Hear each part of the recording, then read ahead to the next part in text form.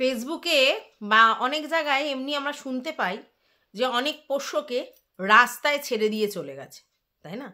এবং বেশিরভাগ ক্ষেত্রে দেখা যায় যে ব্রিডাররা সেই সব পোষ্যদেরকে প্রথমে যত্ন করে লালন পালন করে তাদেরকে দিয়ে অনেক বাচ্চা প্রসব করিয়ে সেগুলো বিজনেসের কাজে লাগিয়েছে। তারপরে যখন সে অনেক বাচ্চা দেওয়ার পর বয়স্ক হয়ে গেছে বা রোগে জর্জরিত হয়ে গেছে, তো তখন তাদের আর টেক কেয়ার করে না, কারণ তারা আর বাচ্চা প্রসব করতে পারবে না, আর সেইভাবে তাদের পিছনে অনেক হিউজ পরিমাণে খরচা, তখন তারা রাস্তার মধ্যে বসিয়ে দিয়ে চলে যায়। এরকম প্রচুর ঘটনা আছে এবং প্রচুর এনজিও ফার্ম আছে যারা কিনা ওই রকম মানে পোষ্যদের ডগিদের অ্যাডপ্ট করে, এবং করে তারা তো নিজের কাছে বেশি রাখতে পারবে না, একে ওকে একে তাকে অ্যাডপ্টেশনের জন্য বলে যে আপনারা অ্যাডপ্ট করুন।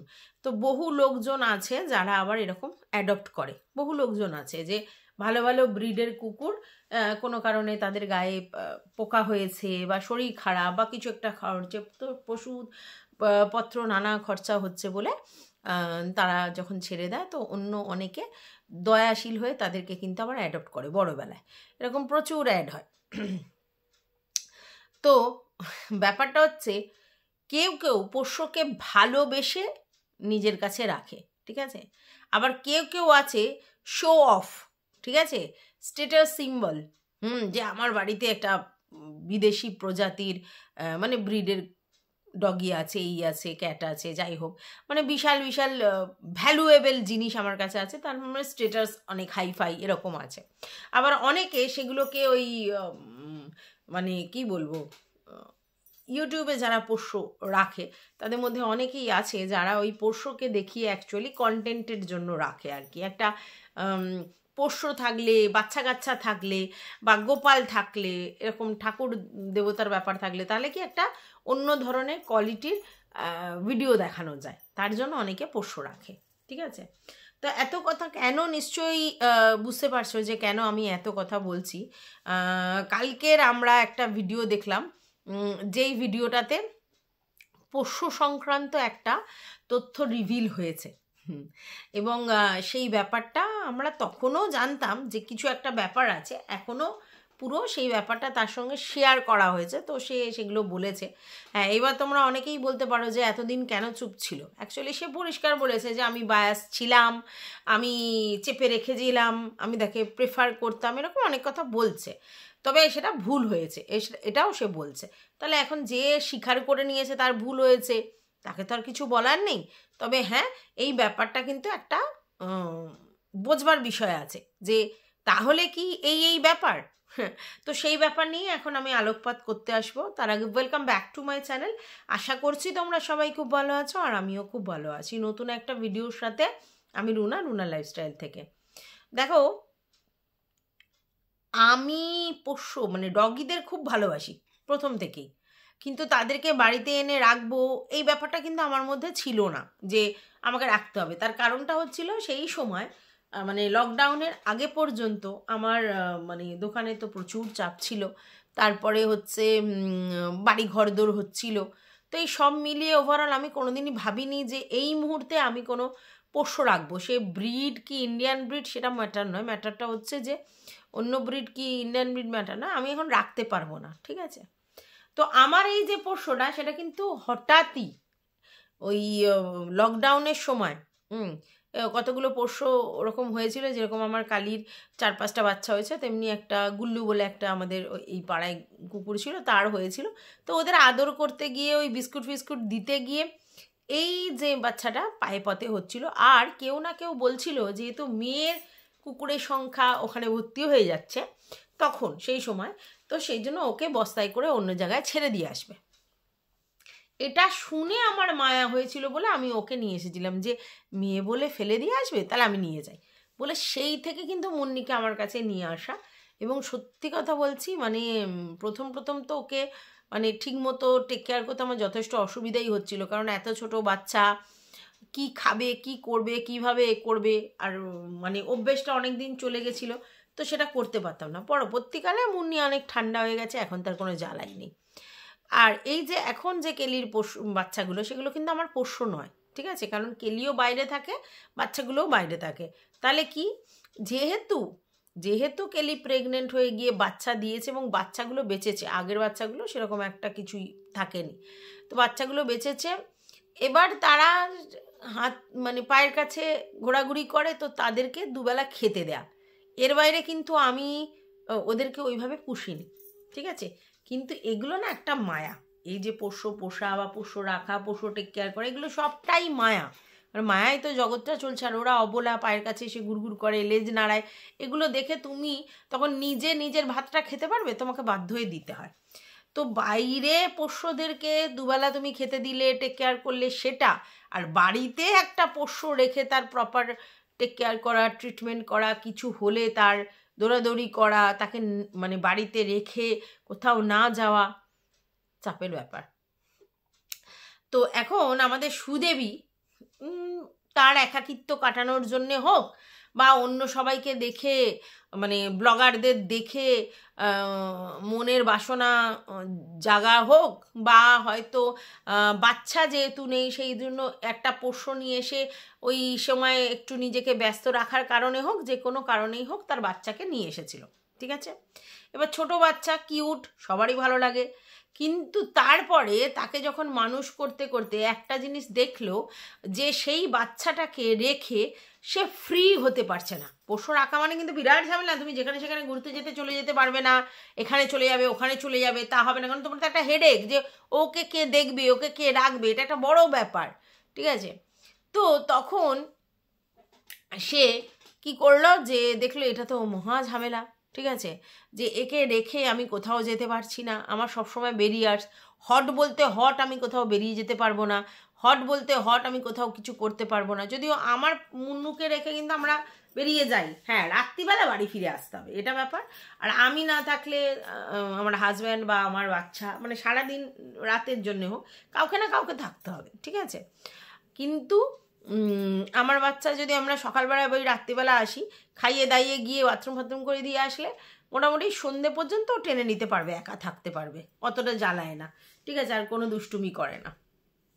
তাই জন্য নর্মালি আমরা সকালবেলা গেলে সন্ধ্যের মধ্যে ফিরে আসি, বা দুপুরবেলা গেলে রাত্রিবেলা ফিরে আসি, এরকম যেতে পারি। তো যাই হোক, এবার এই পোষ্য কিন্তু একেবারেই একা থাকে না, ওর পোষ্য একেবারেই একা থাকে না, তাই একে দেখবার জন্য নয় উপরে তুলে দিতে হচ্ছে, নয় প্রতিবেশী মিঠুদির বাড়িতে দিতে হচ্ছে, এটা আমরা দেখেছি। তাহলে এই পোষ্য একা থাকে না, তার মানে ও যদি একটা সামান্য কোথাও মার্কেটিংয়েও যায় 2-3 ঘন্টার জন্য, তাহলেও ওকে কাউকে রাখার জন্য, মানে পোষ্যটাকে রাখার জন্য কাউকে না কাউকে লাগবে। তো এই জন্যে ওর কাছে এটা একটা ব্যারিয়ার্স হয়ে গেছিল। হ্যাঁ, ও বলে আমার সন্তান সম, ভালো কথা, কিন্তু এই সন্তান সম বলার পরেও আমরা দেখেছি যে সন্তানকে কি খেতে দিচ্ছে, কি করছে, সেটা সেইভাবেও খুব একটা দেখায় না। এবং তারপরে ওর ওই দই ভাত খাওয়ানো নিয়ে, ওর মাংস না দেখানো নিয়ে, সবজি না দেখানো নিয়ে প্রচুর লোক প্রচুর কথা বলেছে, ঠিক আছে। এইবার কিছু লোকজন আছে বলবে আমার বাচ্চা আমি বুঝবো, এরকম ওর মেন্টালিটি। তারপরেও কিছু লোকজন বলবে যারা ডগি মানে পোষ্যদের ভালোবাসে, তারা নানা রকম বলতো, কিন্তু তাতে ওর ঘন্টা ফারাক পড়ে। ও শুধু দেখাতো যে সিটি মারছি, কি সিটি মারছে, কি খাচ্ছে, তার মধ্যে আদৌ সবজি আছে কি আছে, কিছু না। ইভেন ও মাটন খাচ্ছিল, সেক্ষেত্রে কেউ বলেছিল যে একটু তো ওকে দিতে পারতে, এরকম কিছু। অনেক সময় ট্রিট হিসাবে আমরা একটা মেটে সিদ্ধ দিতেই পারি, তো ও বললো না, বাচ্চা দিলে হাই প্রেশার হয়, এটা কোথায় ও দেখেছে, তার জন্য ও মেটে পর্যন্ত মানে মাটনের মেটে দেবে না, ঠিক আছে, দেবে না তো দেবে না, আমার বাচ্চার ভালো আমি বুঝি। দেখো, আমি মনে করি মাটনের এক পিস একটা মেটে, সেটাতে বিশাল কিছু, আমি জানি না, মানে আমার আইডিয়া নেই কিছু হবে কি না। তবে এটাও ঠিক, আমাদের যে ইন্ডিয়ান ব্রিড আছে তাদের যে সহ্য ক্ষমতা, লিভারের বলো বা অন্য কিছুতে, অন্য কোনো ব্রিডের কিন্তু সেই সহ্য ক্ষমতা নেই, এটাও সত্যি। তারা কিন্তু অনেক বেশি সেন্সিটিভ হয়। যে ইন্ডিয়ান ব্রিড কি আমাদের ওয়েদারের, আমাদের আবহাওয়ার, তার জন্য কি হয়, তারা কিন্তু অনেক বেশি তাড়াতাড়ি অ্যাডপ্ট করতে পারে আমাদের এই এনভায়রনমেন্ট এবং খাওয়া দাওয়া সমস্ত কিছু। সেক্ষেত্রে ব্রিডের কুকুরের জন্য কিন্তু অনেক বেশি তোমাকে মানে টেক কেয়ারটা অনেক বেশি করতে হবে। যাই হোক, এইবার ও কিন্তু সবসময় একটা কথা বলতো যে যাই হয়ে যাক আমার পোষ্যকে নিয়ে তোমরা কোনো কথা বলবে না, বা অনেককেই বলতো যে আমার সন্তান সম, তাই আমার পোষ্যকে কিছু বলা যাবে না। আচ্ছা, এইবার যদি তাই ধরে নিই তর্কের খাতিরে যে আমার পোষ্যকে কিছু বলা যাবে না, তাহলে ওরও তো অন্য কারোর বাচ্চা কাচ্চা নিয়ে কথা বলার দরকার নেই। সে তার বড় বাচ্চা হোক, ধামড়ি বাচ্চা হোক, ছোট বাচ্চা হোক, কচি বাচ্চা হোক, সেটা দেখার দরকার নেই, বলার দরকার নেই। বাট তাহলে ও যদি অন্য কারোর বাচ্চা নিয়ে দু চারটে কথা বলে, তখনই তারা পোষ্যকে নিয়ে অ্যাটাক করে। যদিও সেটা করার কোনো মানে হয় না, আমার মনে হয় যে অবলাদের কি অ্যাটাক, ঠিক আছে। তো যাই হোক, এইবার আজকের ডেটে একটা জিনিস ক্লিয়ার হয়েছে কি, মানে ও একটা সময় সুর তুলেছিল যে ওর মানে কোনো একটা প্রবলেম চলছে, জ্যোতিষীর কাছে গিয়ে জেনেছিল, এবং সেই প্রবলেমে বলা হয়েছিল যে ওর একটা ফাড়া আছে।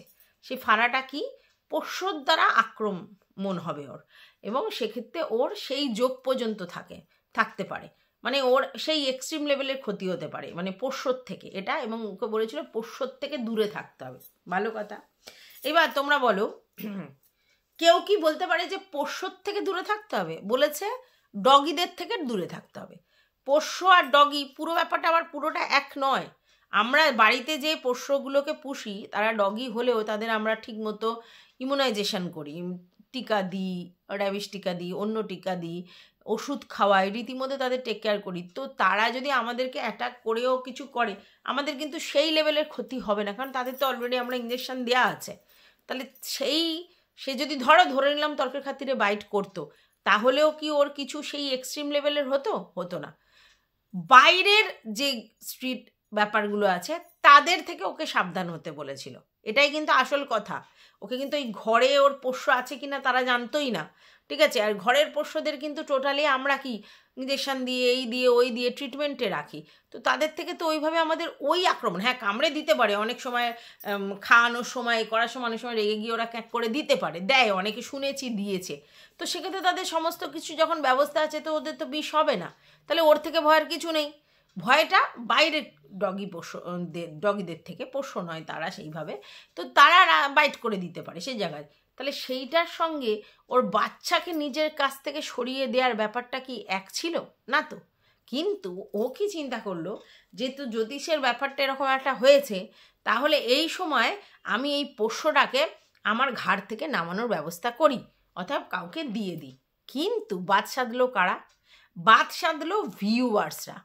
কারণ ভিউয়ার্সরা ওকে বারবার করে একটা কথা বলল যে পোষ্যরা একরকমভাবে অ্যাডপ্ট করে ফেলে, তো তাদেরকে যদি অন্য কোনো জায়গায় তোমরা দিয়ে দাও, মানে কেউ অন্য জায়গায় অ্যাডপ্ট করার, তাহলে কি হবে, ও মন মরা হয়ে যাবে, ওর এই হবে, ওর সেই হবে।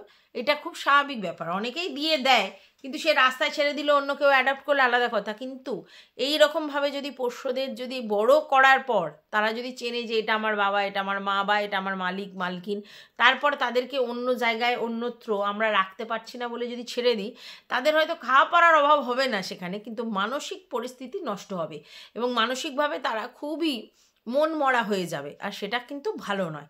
তো সেই জন্য অনেক যাদের পোষ্য আছে বা যারা এইসব নিয়ে ভালোবাসে, তারা বারবার ওকে রিকোয়েস্ট করলো যে এই কাজটা করো না। তারপরে শুনলে যে আমাদের মিট আপের সময় মনে হয় ঘোষণা করা হলো যে না, আমার বাচ্চা আমার কাছেই থাকবে, এরকমই ঘোষণা করা হলো মনে হয়। হ্যাঁ, আমার ঠিক এখন মনে পড়ছে না, ওই সময়ই গোনায় ঘোষণা করা হলো যে আমার বাচ্চা আমার কাছেই থাকবে। তো অ্যাকচুয়ালি শোনো, ও কারো দায়িত্ব নিতে ইন্টারেস্টেড নয়, এটা তো এতদিনে বুঝেছো। আজকে যারা ওকে গপুকে দিয়েছো, গপুর প্রচুর যত্ন আছে, 3 বেলা খেতে দেয়া, শুতে দেয়া, ঘুমোনো, অনেক ঝামেলা। সামান্য জন্মাষ্টমী পুজো, সেই সময় ও নিজের বাড়ি শিফট করছিল বলে গপুকে পুরো অভুক্ত করে রাখলো। ওর যে জন্মাষ্টমী, যেটা স্পেশাল সবাই করে যারা গপু রাখে, ও সেটা স্কিপ করে গেল। ও লোকের খুদ ধরে কিন্তু স্কিপ করে গেল। তাহলে ওকে গপু দেওয়া মানে বৃথা, কারণ ও সেই টেক কেয়ার করতে পারে না, যত্ন কারোর জন্য সেই লেভেলের নিবেদিত না। আচ্ছা, শ্বশুর শাশুড়ির কথা বাদ দাও, তাদেরকেও ওইভাবে টেক কেয়ার করে না। নাহলে এক ছেলের বউ, সেখানে শ্বশুর শাশুড়ি কী করে, শাশুড়ি রান্না করছে, ও মাঝে মধ্যে গিয়ে হেল্পিং হ্যান্ডের কাজ করছে, বাদ বাকি শাশুড়ি শ্বশুর ওই রকমভাবে নড়ে নড়ে, শাশুড়ি ওই চেহারা নিয়ে কষ্ট করে উনিই রান্না করেন। হ্যাঁ, ভালো মন্দ খেতে হলে ওদেরও দেবে, এরকম একটা পজিশনে ও গিয়ে জোগাড় যন্ত্র একটু করে দেয়। সরি। তাহলে বুঝতে পারছো, প্রপার টেক কেয়ার ওটা শ্বশুর শাশুড়ির জন্যও নয়, ওই গোপুর জন্যও নয়, আর এই পোষ্যর জন্যও নয়। যতই ও বলুক আমার সন্তান, ওকে নিয়ে কোনো কথা বলবে না, ওর এই ওই সেই লোক দেখানো, শো অফ, পরিষ্কার পরিষ্কার। কারণ না হলে কেউ বলতে পারতো না যে আমার ওখান থেকে এরকম ভয় আছে বলে আমি একে আমার কাছ থেকে দূরে সরিয়ে দেব, বলতে পারতো না।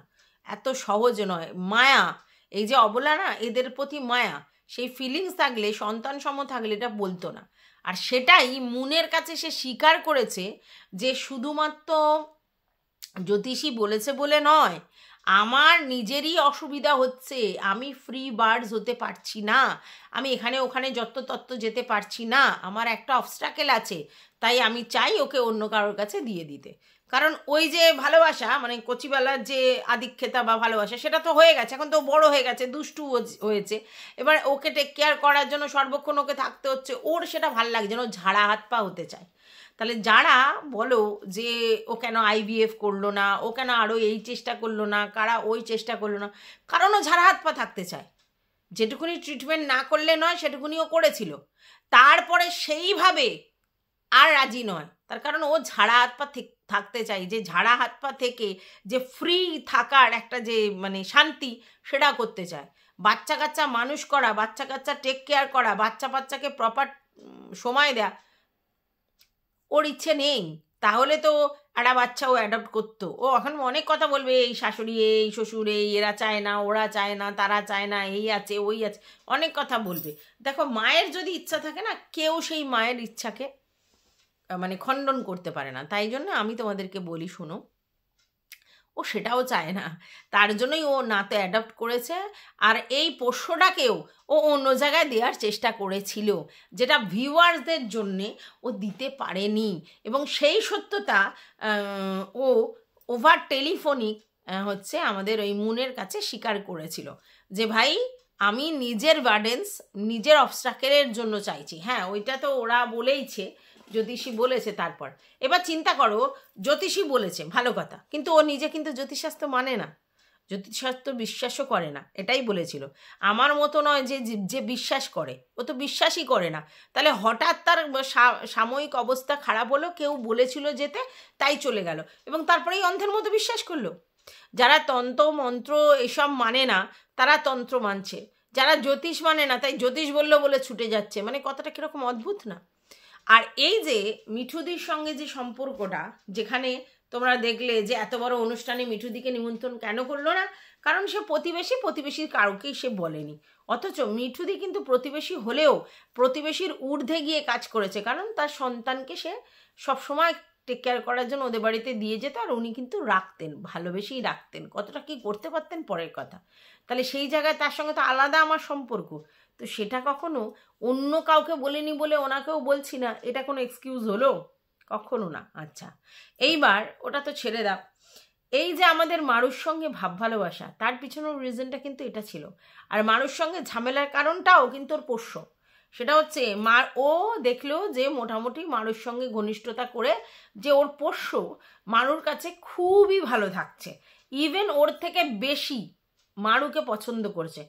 বাচ্চারা মানে পোষ্যরা না খুব বোঝে কে আমাদেরকে বেশি টেক কেয়ার করে, কে প্রপারলি কেয়ার করে। যেমন শোনো, এটা বলতেই মনে পড়ে গেল, সেটা হচ্ছে আমার বোনের বাড়িতে একটা ওই গোল্ডেন রিট্রিভার আছে, ঠিক আছে, একটা মানে মানে মেল আর কি গোল্ডেন রিট্রিভার আছে। আমাদের মুন্নির পর ওকে নিয়ে এসছে ওরা। তো ওই রিট্রিভারটা যদি আমাকে দেখতে পায়, তোমরা বললে বিশ্বাস করতে পারবে না, মানে চেটে চুটে আমার গাল চেটে মুখ চেটে আমার গায়ে এসে, মানে সে কি করবে, মানে আমার দুই বোনজির থেকে বেশি আমার ওই বোন পেয়ে এসে আমাকে চেটে চুটে এক এক কাল করে দেবে। আমাকে অনেকেই জিজ্ঞেস করে যে এটা কি তোমার ডগি? আমি না, এটা আমার বোনের ডগি। মানে এমনই আমাকে ভালোবাসে। তো পোষ্যরা না বোঝে যে কার কাছে। আমার বোন কোনোদিনই পোষ্য অত পছন্দ করতো না, ওর বরের জন্য ওর করেছে, এবার এখন তো মায়া পড়ে গেছে, বাট ও ওইভাবে মানে পোষ্য খুব ভালোবাসি ওরকম অত ওর কাছে ওই ফিলিংসটা নেই। হ্যাঁ, তো সবই ও করে, মানে রান্না খাওয়ানো ধোয়ানো সবই ও করে। ওর হাজব্যান্ড কি বাড়িতে থেকে অত কিছু করতে পারে, কিন্তু হাজব্যান্ডের জন্যই বাচ্চাটাকে নিয়ে আসা হয়েছে। তো যাই হোক, তো সেটাই বলছি। তো পোষ্যরা খুব বোঝে। তো মারু দেখলে যে ওর পোষ্যকে রাখলো, এবং মারু কাছে ওর পোষ্য খুব ভালো ছিল, আমরা এটা দেখেছি ভিডিওর মাধ্যমে, আর ও নিজেও বলেছে, ঠিক আছে। তো এই মারুর সঙ্গে এত সখ্যতা, এত বন্ধুত্ব, এত ভাব ভালোবাসার কারণটাই এটা ছিল যে পোষ্য ওর কাছে ভালো থাকছে। তো আমি যদি ইনকেস কোনোদিন ঘুরতে যাই, বেড়াতে যাই বা কোথাও যাই, তাহলে আমি এর কাছে রেখে পোষ্যটা আমি দিব্যি ঘুরে আসতে পারবো। আর প্রথম স্টেপই শুরু করেছিল বাপের বাড়ির যাওয়া নিয়ে, যে বাপের বাড়িতে 2 দিন আমি কাটিয়ে এলাম বাচ্চাটাকে মানে মারুদের বাড়ি রেখে। মানে চিন্তা করো, নিজের মা বাবা সেই পোষ্যকে রাখলো না বলে সন্তান সম। ওর যদি সন্তান হয় ওর মা বাবার কাছে, তাহলে তো নাতির সমান হবে, কিন্তু তারা রাখতে চাইলো না। তার জন্য ও মা বাবার বাড়ি থাকবে বলে নিজের সন্তানকে অত দূর মারুর বাড়িতে রেখে গেল। তো তাহলে বুঝতে পারছো তো। তো এটাই হচ্ছে ঘটনা, যে যেটা তোমাদেরকে দেখানো হচ্ছে, বোঝানো হচ্ছে, শোনানো হচ্ছে, সেটা তোদের কতটা সত্যি সেটা নিয়ে যথেষ্ট ডাউট আছে। তো যাই হোক, সেই ব্যাপারটা এতদিন পর মুন বলেছে বলে ব্যাপারটা অন্যরকম লাগছে। মুনকে তখনই বলা উচিত ছিল, কিন্তু মুন তখন যেহেতু এইসবগুলো মানে ওপেন করেনি তার জন্য। আর আজকের হয়তো এত মানে ওকে বাজে কি এসব বলেছে বলে হয়তো মুন রাগের বই প্রকাশে এই কথাটা বলেছে। কিন্তু আমরা এটা বহুদিন আগে থাকতেই জানতাম যে ওর ফিলিংসটা অ্যাকচুয়ালি লোক দেখানো, ঠিক আছে, সেই লেভেলে। এবার দেখো, থাকতে থাকতে একটা মায়া পড়ে যায়, সেটা আলাদা কথা, কিন্তু ও যেভাবে বলে সেটা আদতেও সত্যি না। তো যাই হোক, আরও একটা ব্যাপার হলো, কদিন ভরি দেখছিলে ও মারুকে বলছিল তোকে একটা সোনার আংটি দেয়, এই সোনার কানের দেয়নি, তোর শ্বশুরবাড়ি থেকে মুখ দেখে এই দেয়নি, তোর বর গিয়ে তোকে দিয়ে একটা সোনার জিনিস কেনাতে পারলো না, তুই গিয়ে একটা ওয়াশিং মেশিন কিনলি, এটা এটা কিনছি, ওটা কিনছিস, তুই একটা সোনার দুল কানের কিনতে পারছিস না, এরকম তো কত কথা বললো, শুনলে তো। তারপরে আজকের ওর ব্লগ চ্যানেলেও কি বলছে, যে আমি একটা দামি জিনিস মানে কিনবার কথা ভাবছি, কিন্তু ওর বর বারণ করছে। অথচ ওর বরের পয়সা কিন্তু কিনবে না, ঠিক আছে, ওর পয়সাই কিনবে, তারপরে ওর বর বারণ করছে। বর বিয়েবার্ষিক করতে বারণ করছে না, বর অন্য কিছু করতে বারণ করছে না, সেগুলো না করে তো পয়সা দিয়ে একটা সোনার জিনিস করতে পারতো, সেটা তো একটা অ্যাসেট, তাই না? যে আমি বিয়েবার্ষিক করবো না, এই অ্যাপেল ফোন কিনবো না, আমি সমস্ত টাকা দিয়ে একটা সোনার গয়না করব, তাহলে তো বুঝতাম। তাহলে সেটা নেই। তো কি করেছে, এখন ওর মনে হয়েছে যে ওর যে শাখা বাঁধানোটা আছে, যে শাখা বাঁধানোটা দেখালো সেটা তো পাতের উপরে, ওই শাখা বাঁধানো ও রাফিউজ করার জন্যই। তো সেইটা ও রাফিউজ করবে, কারণ ওর ওই এখন আর অন্য শাখা পড়তে ইচ্ছা করছে না, আর ও আর একটা নতুন শাখা করবে ভেবেছিল। তোর বর বলছে জানো এখন শাখা বাঁধানো করতে গেলে কত পয়সা খরচা। একদমই ঠিক কথা, কারণ এখন 10 গ্রামের দাম 1,20,000 টাকা। তো 1,20,000 টাকা 10 গ্রামের দাম হলে, মানে একটা যদি এখন শাখা বাঁধানো করতে যায় ভালো দোকান থেকে, 10 গ্রামের যদি করে, মানে মুখ বাঁধানো শাখা পাখা যেগুলো, সেগুলো তাহলে এখন 1.5 লাখ টাকা খরচা পড়বে, ঠিক আছে। আর যদি ধরো এমনি নর্মাল একটু দিয়ে 5-6 গ্রামের করে, তাও 1 লাখের কাছাকাছি খরচা পড়বে। 1 লাখ পড়বে না, মানে 70-80 হাজার টাকা পড়বে। তাহলে তো তুই যে এতদিন ধরে বলছিলিস যে অ্যাপেল ফোন মানে কি মারুর কেন সোনা কিনতে পারছে না, তো তুমি বুঝতে পারছিস তো, যে তাহলে তুইও তো কেন এইসব ফালতু অ্যাপেল ফোন, এই বিয়েবার্ষিক হেনা তেনা করতে গেলি, তুইও তো একটা অ্যাসেট করতে পারতিস। তো যাই হোক, এখন একটা সোনার তৈরি করতে যাওয়া মানে বিশাল ব্যাপার, ঠিক আছে। তো যাই হোক, এটাই বলার ছিল এই ভিডিওটাতে, যে পোষ্যর সঙ্গে ওর কী ব্যাপার, আর সোনা গয়নার ব্যাপারে সবাইকে লেকচার মেরে বেড়ায়, আর ওর বাড়িতেই ওকে কি বলছে শোনো। তো এই হচ্ছে আসল ব্যাপার। পরের বেলায় সব সময় বলতে ভালোবাসেও, নিজের বেলায় সেটা নয়। আর পোষ্যকে সন্তান সম মানুষ করে তাকে টেক কেয়ার করা মন থেকে একটা আলাদা জিনিস, আর একটা ওই লোক দেখানো স্ট্যাটাস সিম্বল সেটা একটা আলাদা জিনিস। এটা কিন্তু পরিষ্কার, এটা সবার জন্য প্রযোজ্য। তো যাই হোক, ভিডিওটা এই পর্যন্ত।